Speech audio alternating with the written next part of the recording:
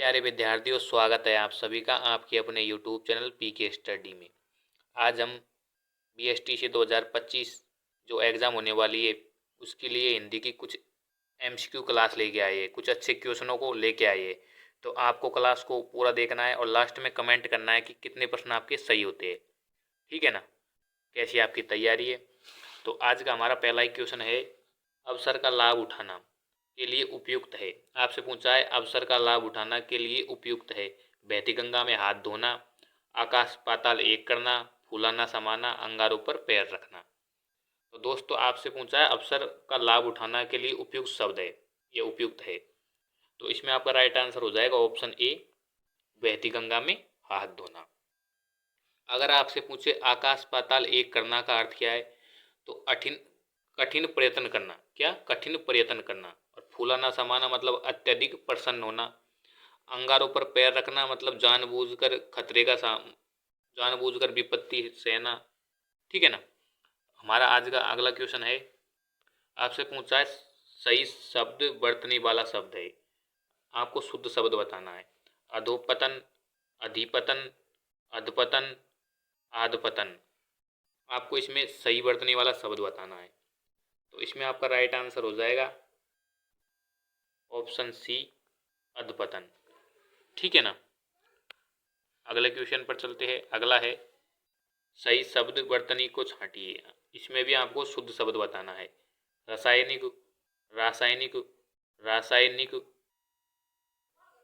और रासायनिक। तो इसमें आपको राइट आंसर बताना है। तो इसमें आपका राइट आंसर हो जाएगा ऑप्शन बी, रासायनिक। ठीक है ना? अगले क्वेश्चन पर चलते हैं। अगला है, उत्पत्ति के आधार पर शब्द के कितने भेद होते हैं। आपसे पूछा है उत्पत्ति के आधार पर शब्द के कितने भेद होते हैं। 3 होते हैं, 4 होते हैं, 5 होते हैं, 6 होते हैं। आपको बताना है उत्पत्ति के आधार पर शब्द के कितने भेद होते हैं।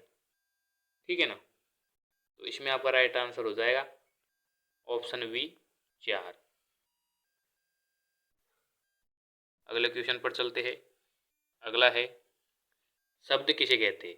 आपसे पूछा है शब्द किसे कहते हैं। ऑप्शन ए है एक या एक से अधिक ध्वनि का समूह। ऑप्शन 2 है एक या एक से अधिक वर्णों का समूह। ऑप्शन 3 है एक या एक से अधिक सार्थक वर्ण का समूह को ध्वनि की लघुत्तम इकाई को। आपसे पूछा है शब्द किसे कहते हैं। तो इसमें आपका राइट आंसर हो जाएगा ऑप्शन सी, एक या एक से अधिक सार्थक वर्ण का समूह है उसे शब्द कहते हैं। अगला है, इस क्रमांक में आदि आदि शब्द युग्म का सही अर्थ भेद है। आपसे पूछा है आदि और आदि शब्द का सही अर्थ क्या है। पूर्व अंत, अभ्यस्त, बगैहर, अंत प्रारंभ, प्रारंभ अभ्यस्त। तो इसमें आपका राइट आंसर हो जाएगा ऑप्शन डी, आदि का मतलब होता है प्रारंभ और आधि का अभ्यस्त। ठीक है ना? अगले क्वेश्चन पर चलते हैं।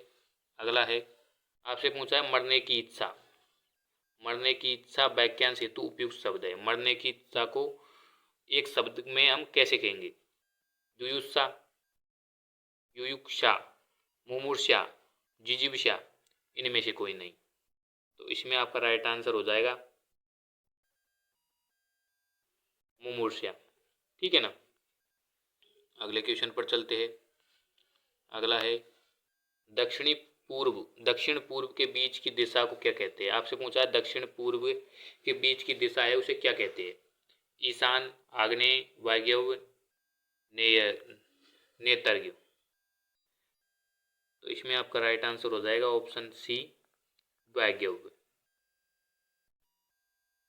अगले क्वेश्चन पर चलते हैं। अगला है, अल्पज्ञ का विलोम का क्रम है। आपसे अल्पज्ञ का विलोम शब्द पूछा है। अवज्ञा, सर्वज्ञ, अभिज्ञ, कृतज्ञ। तो इसमें आपका राइट आंसर हो जाएगा सर्वज्ञ। ऑप्शन 2 इसमें आपका राइट आंसर हो जाएगा। अगर आपसे पूछे अवज्ञ का मतलब क्या होता है। अवज्ञा तो किसी की आज्ञा का उल्लंघन करना। अभिज्ञ का अर्थ होता है जानने वाला। और कृतज्ञ का मतलब होता है उपकार मानने वाला। और अल्पज्ञ का मतलब विलोम शब्द अल्पज्ञ का हो जाएगा सर्वज्ञ। अगले क्वेश्चन पर चलते हैं। मैंने आपको इनका अर्थ बताया था, ठीक है ना, इन तीनों का। अगला है अनुज का सही विलोम है। आपसे पूछा है अनुज का सही विलोम क्या है। भ्राता, ज्येष्ठ, कनिष्ठ, अग्रज। तो इसमें आपका राइट आंसर हो जाएगा ऑप्शन डी, अग्रज। अगर आपसे पूछे कि अनुज का विलोम शब्द क्या है तो अग्रज। अगले क्वेश्चन पर चलते हैं। अगला है, आपसे पूछा है तिमिर का विलोम शब्द है। तिमिर का विलोम शब्द पूछा है आपसे। प्रकाश, ज्योतिषमय, अलास, आलोक। तो इसमें आपका राइट आंसर हो जाएगा आलोक। आलोक यानी होता है उजाला, तिमिर यानी अंधेरा, ठीक है ना। अगले क्वेश्चन पर चलते हैं। अगला है, कौन सा शब्द भ्रमर का पर्यायवाची नहीं है। आपसे पूछा है भ्रमर का पर्यायवाची नहीं है। मधु, अली, भोरा, सफरी। तो इसमें आपका राइट आंसर हो जाएगा ऑप्शन डी, सफरी। अगर आपसे पूछे सफरी का अर्थ क्या होता है, सफरी का मतलब क्या होता है, तो सफरी जो छोटी मछली होती है सुनहरे रंग की जो छोटी मछली होती है उसे सफरी कहते हैं। अगले क्वेश्चन पर चलते हैं। अगला है, किस क्रमांक का शब्द प्रशस्त का पर्यायवाची नहीं है। पाषाण, पाहन, उपल, उत्पल। तो इसमें आपका राइट आंसर हो जाएगा ऑप्शन डी, उत्पल। उत्पल कमल का पर्यायवाची है। आपसे पूछे अगर कि उत्पल किसका पर्यायवाची, तो कमल का।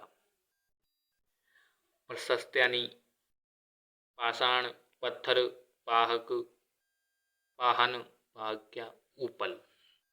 अगले क्वेश्चन पर चलते हैं। अगला है, कमल का पर्यायवाची नहीं है। आपसे पूछा है कमल का पर्यायवाची नहीं है। जलज, अंबुज, मनसिज, पंकज। तो इसमें आपका राइट आंसर हो जाएगा मनसिज। अगर आपसे पूछे मनसिज किसका पर्यायवाची है, बहुत इंपॉर्टेंट क्वेश्चन हो जाएगा, क्योंकि कामदेव का पर्यायवाची है मनसिज, ठीक है ना। अगले क्वेश्चन पर चलते हैं। अगला है, निम्नलिखित में से कौन सा शब्द द्वंद्व समास का उदाहरण नहीं है। आपसे पूछा है कौन सा शब्द द्वंद्व समास का उदाहरण नहीं है। बहुत ही इंपॉर्टेंट क्वेश्चन है। पाप पुण्य, यथाशक्ति, राजा प्रजा, जीवन मरण। तो अगर आपको द्वंद्व समास का उदाहरण छांटना हो, अगर आपको कहीं भी विलोम शब्द दिख जाए तो वो द्वंद्व समास का उदाहरण होते हैं, ठीक है ना। तो जैसे पाप पुण्य, तो ये विलोम शब्द का है, इसलिए द्वंद्व समास हो जाएगा। राजा प्रजा, जीवन मरण। तो इसमें आपका राइट आंसर हो जाएगा ऑप्शन दो, यथाशक्ति। अगर आपसे पूछे यथाशक्ति किसका उदाहरण है, तो यथाशक्ति अव्ययभाव समास का उदाहरण है, ठीक है ना। अगले क्वेश्चन पर चलते हैं। अगला है, समास के कितने भेद है।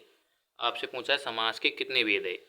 5, 3, 7, 6। बहुत ही सिंपल क्वेश्चन है, बहुत ही इजी है। इसमें आपका राइट आंसर हो जाएगा ऑप्शन डी, 6। अगर आपसे पूछे 6 कौन कौन से है, तो पहला हो जाएगा अव्ययभाव, दूसरा तत्पुरुष, तीसरा कर्मधारय, चौथा द्विगु, पांचवा बहुवीर्य, छठा द्वंद्व, ठीक है ना। अगले क्वेश्चन पर चलते हैं। अगला है, इन प्रत्यय से निर्मित शब्द। आपसे पूछा है इन प्रत्यय से निर्मित शब्द कौन सा है। नाइन, पंडिताइन, कुलीन, ठकुराइन। तो इसमें आपका राइट आंसर हो जाएगा ऑप्शन सी, कुलीन। अगले क्वेश्चन पर चलते हैं। अगला है, पैतृक शब्द में इक प्रत्यय के साथ मूल शब्द है। आपसे पूछा है तो पैतृक शब्द है, इसमें इक प्रत्यय के साथ मूल शब्द कौन सा है। पिता है, पित्र है, पितर है, पेत्र है।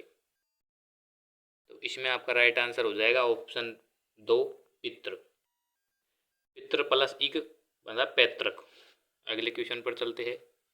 अगला है, निम्नलिखित में से किस शब्द में एरा प्रत्यय नहीं है। आपसे पूछा है किस शब्द में एरा प्रत्यय नहीं है।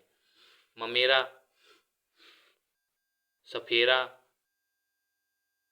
सवेरा, सफेरा व ममेरा, आपसे पूछा है एरा प्रत्यय नहीं है। तो इसमें आपका राइट आंसर हो जाएगा ऑप्शन सी, ऑप्शन बी सवेरा। सवेरा में एरा प्रत्यय नहीं है। अगले क्वेश्चन पर चलते हैं। अगला है निम्नलिखित में से किस शब्द में दो से अधिक उपसर्ग है। ऐसा कौन सा शब्द है जिसमें दो से अधिक उपसर्ग है। व्याकरण, दुर्व्यवहार, समन्वय, पर्यावरण। आपको बताना है कि ऐसा कौन सा शब्द है जिसमें दो से अधिक उपसर्ग है। तो इसमें आपका राइट आंसर हो जाएगा ऑप्शन दो, दुर्व्यवहार। अगर आपसे मुझे दुर्व्यवहार में कौन कौन से उपसर्ग है तो दुर, धन वी, धन अब, धन हार से बनता है दुर्व्यवहार। ठीक है ना। किससे बनता है? दुर, धन वी, दुर, धन वी, धन अब, धन हार, दुर्व्यवहार। अगले क्वेश्चन पर चलते हैं। अगला है निम्नलिखित में से किस शब्द में अप उपसर्ग नहीं है। आपसे पूछा है किस शब्द में अप उपसर्ग नहीं है। अपरोक्ष में, अपादान में, अपवाद, अपमान।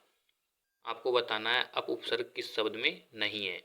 तो इसमें आपका राइट आंसर हो जाएगा ऑप्शन ए, अपरोक्ष। अगर आपसे पूछे अप उपसर्ग का अर्थ क्या है, अप का अर्थ हो जाएगा विपरीत, बुरा या अपवाद। ठीक है ना। अगले क्वेश्चन पर चलते हैं। अगला है निम्न में से किस शब्द में उपसर्ग नहीं है। आपसे पूछा है किस शब्द में उपसर्ग नहीं है। अचर, आचार, विचार, प्रचार। तो इसमें आपका राइट आंसर हो जाएगा ऑप्शन ए, अचर। अचर में कोई भी उपसर्ग नहीं है। ठीक है ना। अगला क्वेश्चन बहुत ही सिंपल, बहुत ही इजी, बहुत ही अच्छा प्रश्न है। संधि का अर्थ आपसे पूछा है। संधि का अर्थ है दो अक्षरों का मेल। अब तक हम यही पढ़ते आ रहे हैं कि दो अक्षरों का मेल से संधि होती है, पर ऐसा नहीं है। दो शब्दों को जोड़ना, दो अक्षरों के मेल से तीसरा अक्षर बनना, दो अक्षरों के रूप में परिवर्तन। तो इसमें आपका राइट आंसर हो जाएगा ऑप्शन सी। जो दो अक्षरों से मेल से तीसरा शब्द बनता है ना, उसे संधि कहते हैं। अगला क्वेश्चन है। अगला है वृद्धि संधि का उदाहरण नहीं है। आपसे पूछा है वृद्धि संधि का उदाहरण नहीं है। अव्यागत, एक एक, जलहोद, महोसद, महोसद। तो इसमें आपका राइट आंसर हो जाएगा ऑप्शन ए, अभ्यागत। अगर आपसे पूछे अभ्यागत में कौन सी संधि है, तो अभ्यागत में अपने यण संधि हो जाएगी। आपको सिंपल ट्रिक बताता हूँ। अगर ये और बे के आगे आधा शब्द या आधा अक्षर आए तो उसमें यण संधि होती है। ठीक है ना। और अगर किसी भी शब्द के ऊपर दो मात्रा आए तो उसमें वृद्धि संधि होती है। आप देख पा रहे होंगे इसमें इसमें इसमें। ठीक है ना। अगले क्वेश्चन पर चलते हैं। अगला है राष्ट्रभाषा होती है। आपसे पूछा है राष्ट्रभाषा जो होती है अधिकतर राज्यों की भाषा होती है, राज्य विशेष की भाषा होती है, राष्ट्र की राजधानी की भाषा होती है, राष्ट्र के लोगों की संपर्क भाषा होती है। तो इसमें आपका राइट आंसर हो जाएगा ऑप्शन डी, राष्ट्र के लोगों की संपर्क भाषा को राष्ट्रभाषा कहते हैं। अगले क्वेश्चन पर चलते हैं। अगला है विद्यालय शब्द में है। आपसे पूछा है विद्यालय शब्द में है स्वर संधि, व्यंजन संधि, विसर्ग संधि, इनमें से कोई नहीं।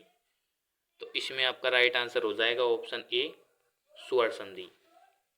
अगर आपसे पूछे विद्यालय का संधि विच्छेद क्या है, तो विद्या प्लस आलय, मतलब विद्यालय, दीर्घ संधि हो जाएगी इसमें आपकी। और दीर्घ संधि स्वर संधि का ही भेद है। स्वर संधि के 5 भेद होते हैं, दीर्घ, यण, गुण, वृद्धि एंड अयादि। ठीक है ना। तो यह क्लास हमारी यहीं समाप्त होती है। अगर आपको वीडियो अच्छी लगी हो तो लाइक, शेयर एंड चैनल को सब्सक्राइब जरूर करें। ठीक है ना। थैंक यू, धन्यवाद।